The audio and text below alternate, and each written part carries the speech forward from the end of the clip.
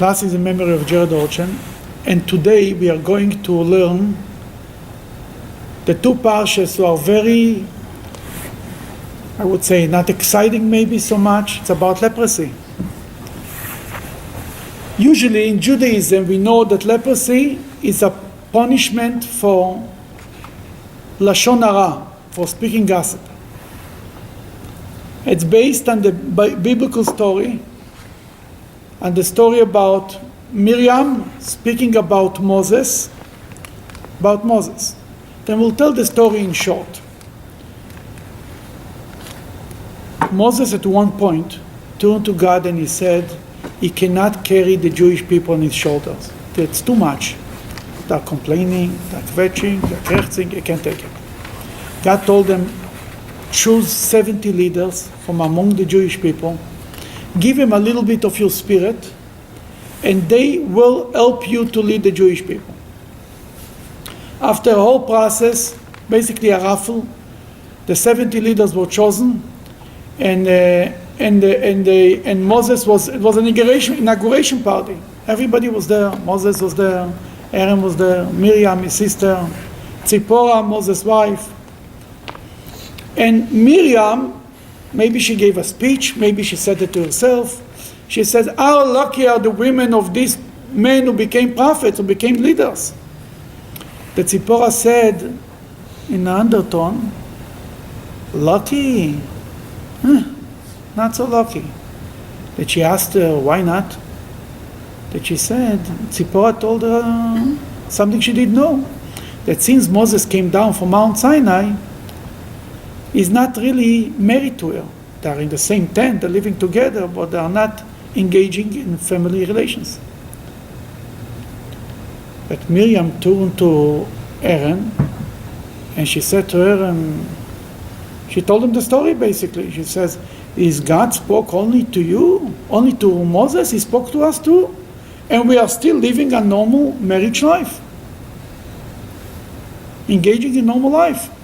Then why Moses cannot be normal like all of us? As she was speaking to Aaron about that, the cloud of glory zoomed. The cloud was in the temple there in the desert, zoomed down to the temple, to the portable temple, to the sanctuary, to the Mishkan, and God summoned Aaron and Miriam and Moses. And he told to Aaron and Miriam, how dare you have doubted my servant Moses? How dare you have spoken about my servant Moses? Doubt his behavior.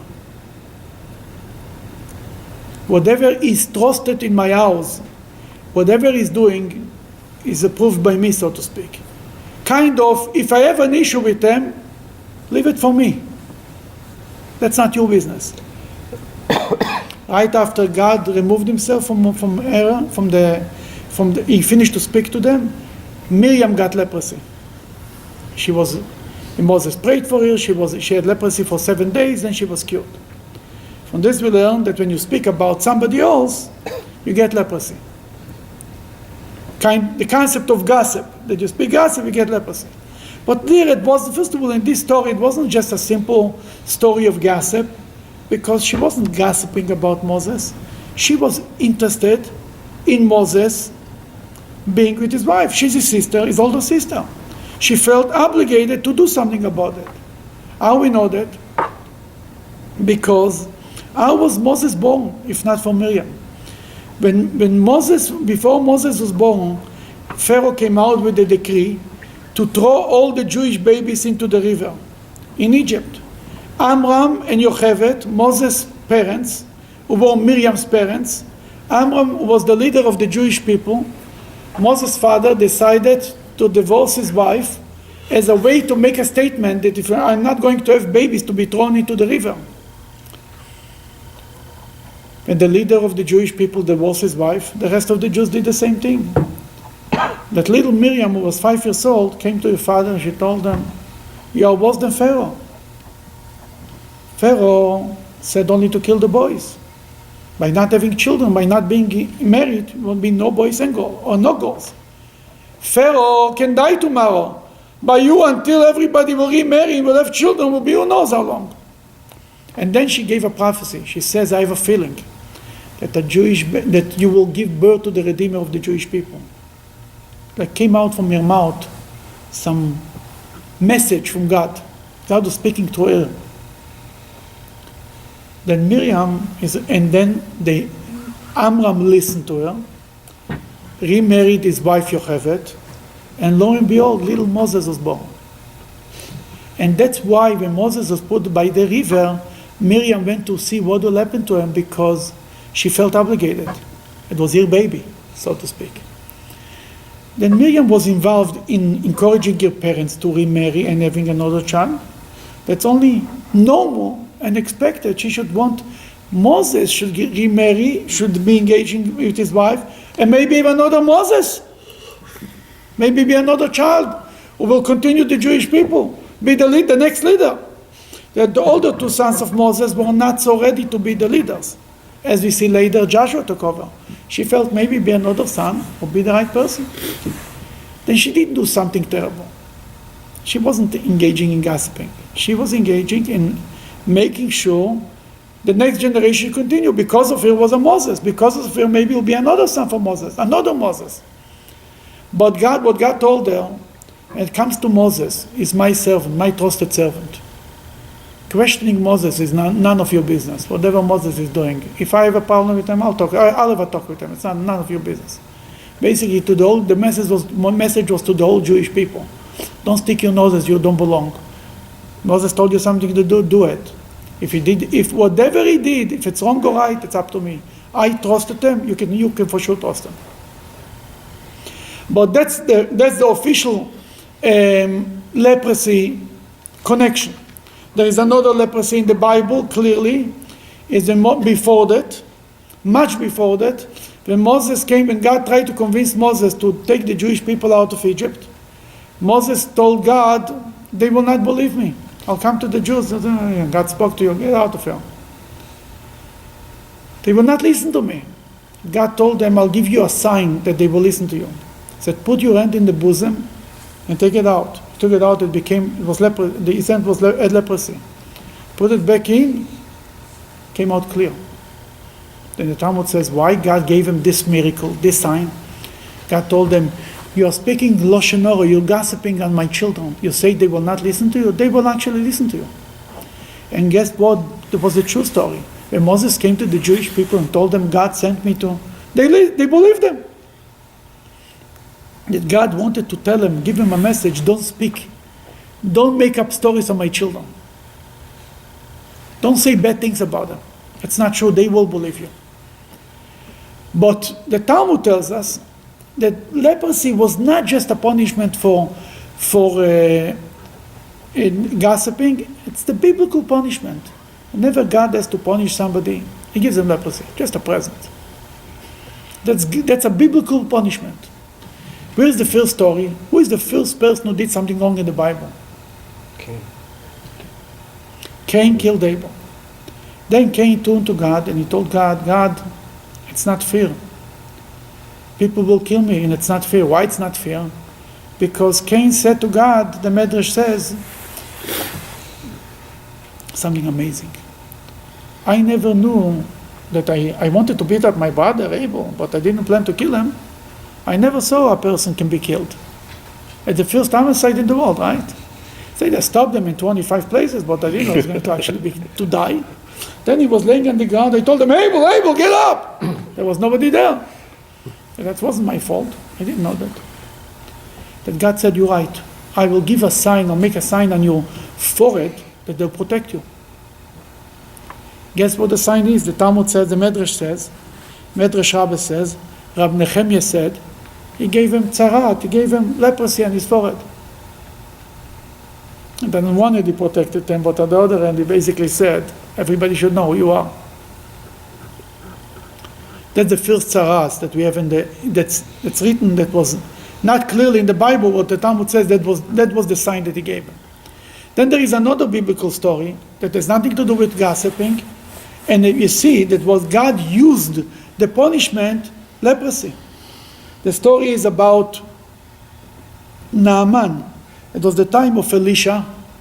Elisha was the prophet of the Jewish people. Elisha was the disciple of Elijah. He was 3,000 years ago, right? More, around 3,000 years ago, maybe more. He was a prophet in the land, in the state, in the country of Israel, the kingdom of Israel. And at that time, the strongest kingdom, strongest army in the Middle East was the Syrian army. Sounds familiar, right? The same, when you read the news in today's newspaper, open the Bible, the same story. You take the newspaper from 1948, you take today's newspaper, the same story. It's all the same story. It's like you just can change the date and reprint in the same newspaper. Aram, it was called. They were the strongest army, and they gave a lot of tzaras to the Jewish people. In one point in one war, they kidnapped a Jewish girl, maybe more than one, but one, we know the story for sure. And the commander-in-chief of the Aram army took this girl as a slave, as a servant in his own house, as a maid in his own house. And then he got leprosy. Naaman, the big warrior, the commander-in-chief of the strongest army in the Middle East, got leprosy. And in biblical times, if you got leprosy, you were in big trouble, you were quarantined, you were over, your life was over. And he didn't know what to do. That this little girl, this young girl, told Mrs. Naaman, tell your husband that there is a Jewish prophet in Israel, his name is Elisha, a very holy man. Maybe he can go to him, maybe he will help him. And now when you're in such a situation, you have nothing to lose. He goes to his king, to the king of Aram, and he tells them that this so-and-so, the girl suggested. He told him, go. I'll send you a letter to the king of Israel, and I'm much stronger than him, he's afraid of me. I think the king's name was Yoram. I think it was the son of Achab. What was the name son of Ahab? Yoram? I think Yoram. J-O-R-A-M. Yoram. Something like this. And he says, I will send him a letter, and I'll tell him to make sure that he can help you. He took with him presents and everything, and the whole entourage arrives in Israel to the king of Israel with a letter. Then he should help the head of the army. The king of Israel is tearing his clothing, and he said to himself, "Oy vey, the Aram king is looking for another way to get in to fight with us. It's an excuse. He knows I'm not God. I cannot cure people. What do he want from me? It's just a way to give us tzaras." Suddenly, he gets a messenger arrives from the prophet Elisha. Told him, "Why are you tearing your clothing? Why are you getting upset? Send him to me, and he will know that there is a prophet in Israel. No, there is godliness in Israel. There is prophecy." Yoram knew that there is a prophet in Israel, but the king of Israel was not such a righteous man. He didn't want to admit that the prophet of Israel can make miracles. Because if he admits that the prophet is a true prophet, it means he has to listen to him. He cannot worship idols, he cannot do all the bad things. That he was rather ignoring the prophet and dealing with Aram than admitting that there is a prophet, that somebody speaks in the name of God and we have to listen to him. But by this time, he sent him to the prophet. Naaman shows up with his whole entourage in front of the prophet's house. He wants to be received by the prophet for a private audience. Elisha doesn't even want to see him. Elisha says, sent out a messenger, maybe Gehazi, and it is his assistant, his helper, his gabbai, and he tells him, tell him to go to immerse himself 7 times in the Jordan, and then he will get cured. Naaman, the commander-in-chief of the biggest army in Israel, of the strongest army in the Middle East, was very insulted that the prophet did not want to meet him. He says, he doesn't want to meet me. I need the water in Damascus, of the rivers of Damascus, of the Euphrates. The waters are much better. The Jordan, the little water in the Jordan, that's what I need. I don't need it, I'm going home. He was very insulted. But his advisors who came with him the servant told him, you're already here. Go, do it. What can you lose? Nothing to lose. He went, immersed himself in the Jordanian water. He got cured. His skin became clear like a baby. Now he's going back to the prophet. Now the prophet is ready to receive him. and he's thanking him, and he wants to give the prophets presents. That the prophet tells them, I don't want from you any present. It's a miracle from God. And basically because of that, he promised the prophet that he will serve only the God of Israel, he will not worship idols anymore. That's what he told him. And if he'll have to go sometimes with the king to the house of idol worshipping, it's just for lip service, but really he believes in the God of Israel. Beautiful. He left. It was all nice and fine.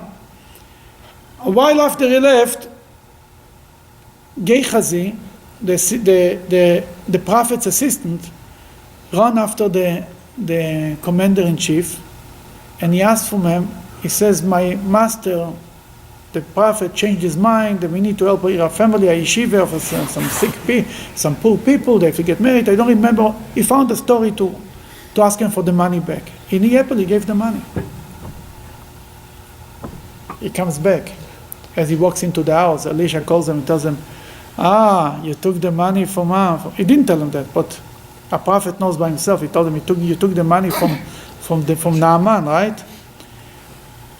The leprosy of Naaman will go on you.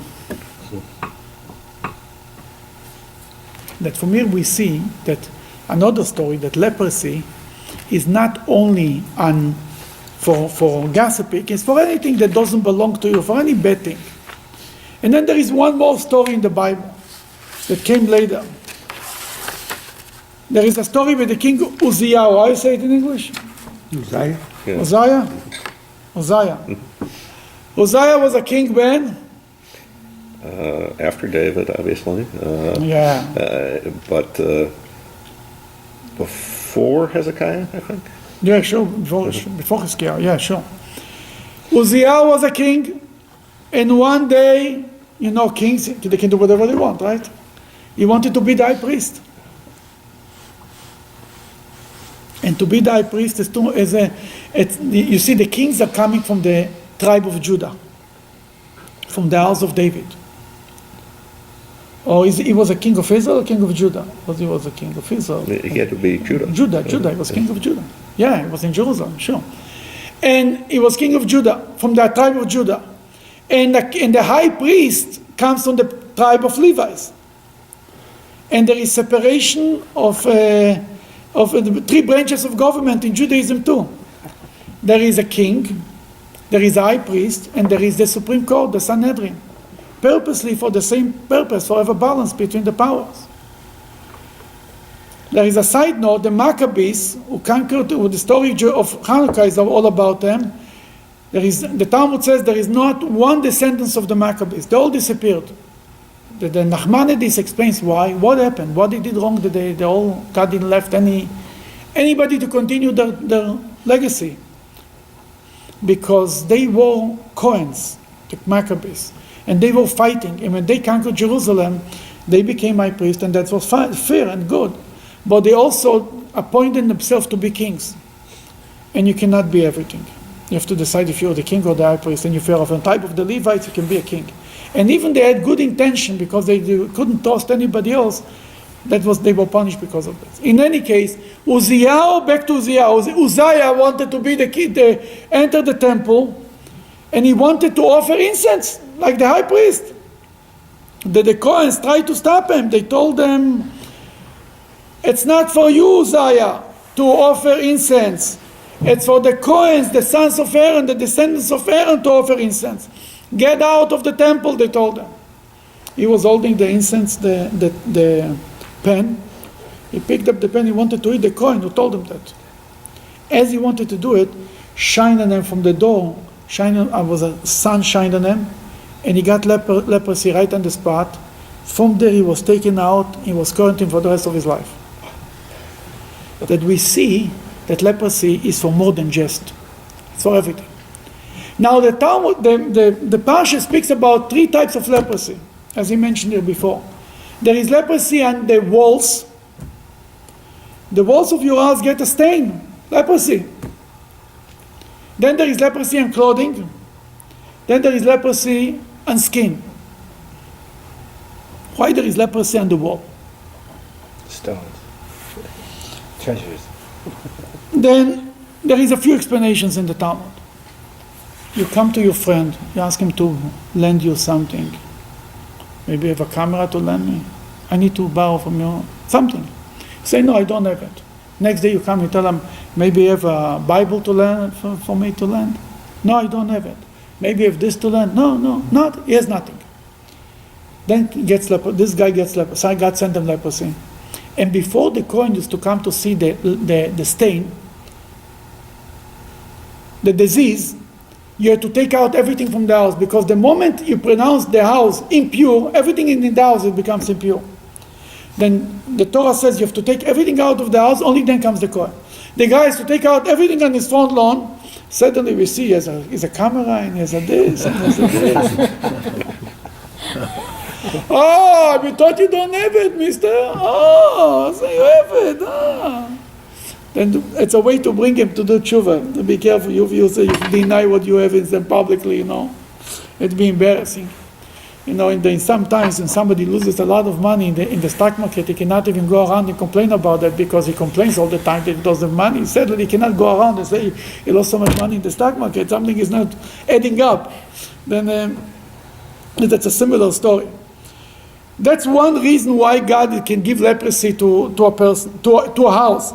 But there is another explanation. The Torah says that there is a sentence in the Parshat that says, when you come to the land, you'll get leprosy, almost like good news. And the Talmud says, what's the good news here? The Jewish people entered the land of Israel. They settled into homes that were belonging to the people who were living there before, who ran away. Many of the houses were not safe. Israel is in a place, every 100 years, there is earthquakes there. The Israelis today are very worried about it. I think I read a survey, I don't remember, it was 5,000 public buildings or 50,000, I think 5,000 public buildings in Israel today who are not up to code if it, God forbid, to be an earthquake. It was in 1927 was an earthquake in Israel, 200-300 people died. It was in 1870 something was an earthquake in Israel, and in Tzfat and in Tazria, 2,000 people died, not 200. It was like a tsunami. The Kinneret, the Sea of Galilee, the water went in top because of the earthquake. It was a big mess. And the whole Jewish community in Tiberias and Tzfat then was destroyed in 1875 or something like this. Then Israel is then the Torah says when a person gets leprosy, he has to break the wall, he has to take out the stones where the leprosy is there. He discovers that the foundations are not good, that he will fix the house. That God wants to save a person from the house collapsing on him, he brings him leprosy. By this time he has to break one wall, he discovers what's going on, and he fixes the foundation. Or he destroys the house and he builds another wall. That's one explanation. That's a good thing about leprosy. Another good thing about leprosy is many of the old timers who lived there before the Jews, before they left, they hide things underneath, treasures. Like, during the Holocaust, people, they discover now, over the years, they discovered a few treasures of people who were hiding things before they run away. They were discovered in Czechoslovakia. I remember to read it 10 years ago, 15 years ago. They discovered an old treasure of silver, like silver spoons and silver plates and Kiddush cups and candlesticks from silver. A whole treasure of people. Somebody was owning it, and the Jews came to Israel. A guy can sit in a house that has a treasure underneath. He doesn't even know. That God brings him leprosy, he opens the wall, and he discovers the treasure. Now, what the Talmud wants to say with it? What's the idea behind it?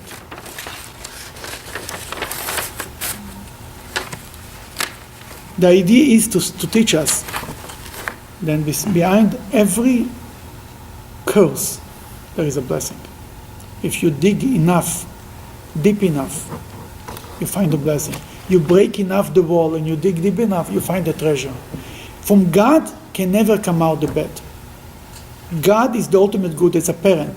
That even something that looks bad to you, dig long enough, you find there's a famous joke about a father who told his son that when the day you put on film, I will send you $100. And every time he calls him, he says, I put on film, send me the money. Told him, no, you didn't put on film. I said, one day, he finally decided he's actually going to do it. He put on film, he opens the bag, he sees there is $100 waiting for him. Oh my God. Inside that film, inside every bad thing, that film is a good thing, but inside every bad thing, there is $100 waiting for you. Just dig deep enough, you'll find it.